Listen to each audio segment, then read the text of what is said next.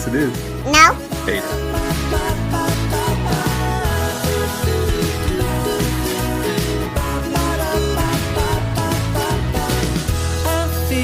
Change is coming now. I feel the strangest joy somehow. It's been too long since we were here together now. Well, good morning. We want to welcome you to the Nicholson house for breakfast this morning. A lot of you have been asking a little bit about Scrapple. So this morning I decided I'd show you a little bit about how we fix it and prepare it. First of all, we begin with a lightly panned or buttered frying pan. A lot of people, when they look at Scrapple, they think that it's got a high fat content because of some of the lard that they put into the meat. It's actually fairly dry once you fry it. You just want to cut it in nice little slices like this. Some folks like the slices cut thicker or thinner depending on your taste. Obviously a thinner cut will give you more of a crunchy texture, and a thicker cut will make the inside more mushy while still having a nice coated, crusted outside. You just want to put your frying pan on a burner, maybe about medium, a little bit over medium heat. And just simply lie the piece of Scrapple, the slice of Scrapple right in the pan. I generally cut a couple of thin slices and a couple of thick slices. I try to cook a whole packet at once rather than cooking it as you cut it or as you eat it. My mother, when she would do it, she would always just cut a few pieces and then put the pack back in the fridge. But you know, with our quick and busy lifestyles nowadays, one of the things that we look for is convenience. And so what I'll do is I'll fry up a whole pack of Scrapple and put it in the refrigerator. And then tomorrow morning, if I want to have a little Scrapple and egg muffin or a little Scrapple sandwich, I just pull out a piece of Scrapple and it heats up in the microwave in literally less than 10 seconds. It doesn't take any time at all. Let me just come over to the camera. We'll just break for just a second and I'll show you a little bit of what it looks like while it's frying up. Now here you can see the Scrapple frying. Again, you just want to keep it over some medium to medium-high heat.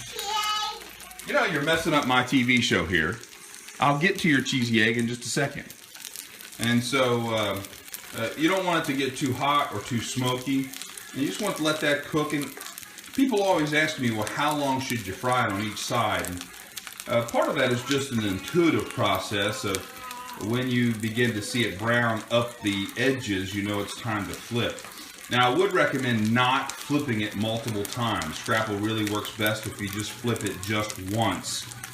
So I'll probably let this cook probably maybe 7, 8, 9 minutes. And I know that may sound a little long, but a perfectly fried Scrapple, there's nothing better.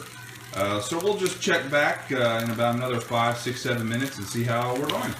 Now remember when I was saying that you want to look for that slight brown on the Scrapple? You can just barely see on the bottom edge where it's starting to get brown. It's almost ready to flip right about now. You can also tell a little bit about the smoke that comes off of it. The smoke develops a little thicker aspect, and then you know the Scrapple is cooked perfectly.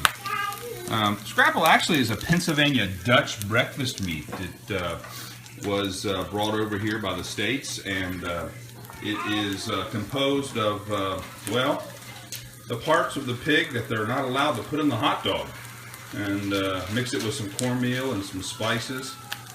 It is a true favorite of most people from probably northern Pennsylvania all the way down to northern part of Virginia. Even restaurants serve Scrapple. So we're almost there. We'll show you how it looks in just a few more moments. Okay, here we go. We're about ready to flip at least one of these, so I'm going to try to show it to you. Just slide it under there real easy, and you want to have a good fluid. And notice that beautiful brown. And some people like Scrapple a little less brown, and that's perfectly fine. That's about how I like mine. There are even some people who like it a little bit darker than that. But you can see that nice roux that's starting to develop here, just full of flavor. And once you finish frying the Scrapple and break 2 eggs into the pan to kind of absorb that roux, it is mouth-watering, lip-smacking good. We'll check back in just a few more moments and see how things are going now. Now I know a lot of you Scrapple aficionados will disagree with me, but one of the things that I find also to be helpful after you flip the Scrapple is just to turn the heat down a little bit.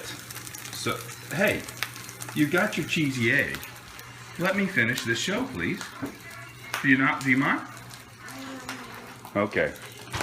And if you turn it down just a little bit, it'll slow the cooking down on the other side and make the second side just as evenly cooked as the first side was. Now while we were gone, I went ahead and fried up the rest of the Scrapple, and you'll notice that I've made one of the quintessential mistakes when it comes to flipping Scrapple, and that's I flipped it too early.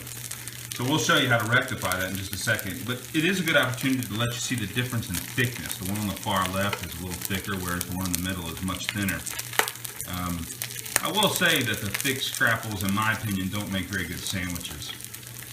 But you noticed on the far right I flipped it a little too early, and we just want to let that sit and go ahead and fry to perfection on that side, and we'll very carefully flip it again. We shouldn't have any problem, but just remember that when Scrapple is warmed up, it's not quite as stiff and has a tendency to break off, but it's not going to affect the pure delight of what it's going to be in just a few moments when we sink our teeth into this wonderfully ethnic and beautifully fried breakfast food. Okay, we've already flipped one. There's an example of a little darkness that other people like. This was the one that we were worried about earlier. Let's see how we've made things. Are we ready? Oh, perfect. What a perfect save. See, the nice thing is that even if you think you've made a mistake, generally, with a little patience, you can rectify pretty much any wrong with Scrapple. We're almost done, and I don't know if you can see the smoke starting to come off of the pan. These two slices need a little bit more time. The problem is that the pan's a little too hot, and if we're not careful, we can burn them at this point. So one of the things that I like to do is go ahead and start cooking the eggs. You will see that beautiful roux at the bottom, which will just give your eggs perfect flavor and pop. We'll check back. The pan was getting a little bit hot, so we dropped an egg in the pan. The cold egg helped cool it down. But one of the things that I like to do when seasoning an egg is to try to use the best seasoning as possible. You can pick up seasoning at pretty much any store, particularly perfectly balanced egg seasoning. Texas Pete hot sauce, yes, friends, just a little dab, and I like to just go sparingly. Some of my friends use a little more than that, but that's going to really wake you up here in just a few moments.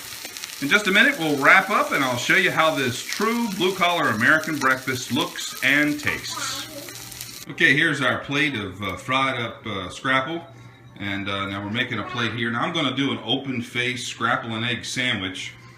Just toasted up some bread, 2 slices of Scrapple, and then I'm just going to gently lay the egg on top of the Scrapple.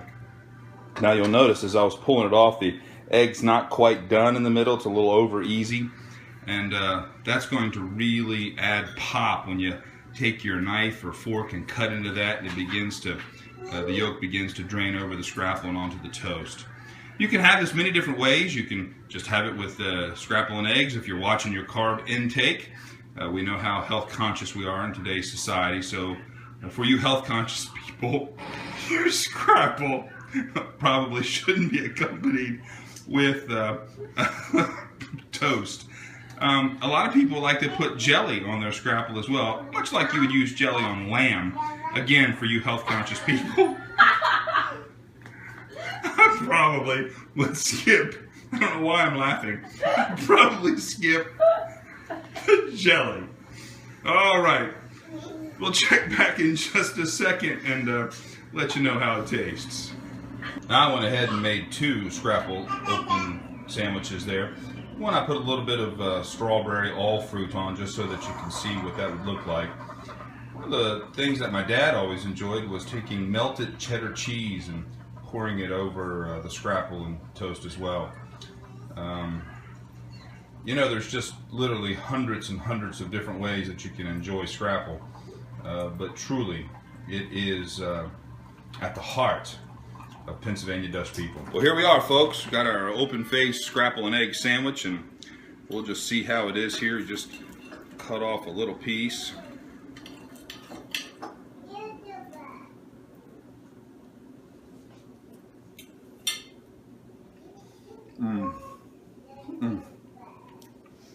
The flavor, the spices within the Pennsylvania Dutch breakfast meat, the hint of hot sauce in the egg, the runniness of the yolk as it just simply coats the palate and pops with flavor. Over here with the open face with a little bit of mayonnaise, or not mayonnaise, well, that's a good idea. I might want to try mayonnaise with a little bit of jelly here. The sweetness, the sweetness and fruitiness of the jelly just sort of adds to the tanginess of the meat. Truly, when you think about the Pennsylvania Dutch people when they were settling the mountains of Pennsylvania, the Alleghenies, and even in some parts of Appalachia, you can imagine that before they were to head out for a long day of hunting or felling trees or whatever it was that they were doing, that they'd begin their day with this. It doesn't waste any part of the pig. Everything is in here. I think, and occasionally you might even, when you cut into it, hear a squeal. So we appreciate you coming to the Nicholson home for breakfast this morning. We'll invite you back next time we do Scrapple a different way. So have a great day, enjoy your Scrapple, and be sure to remember that I was the one right here at the Nicholson household to introduce you to the finest breakfast meat in America.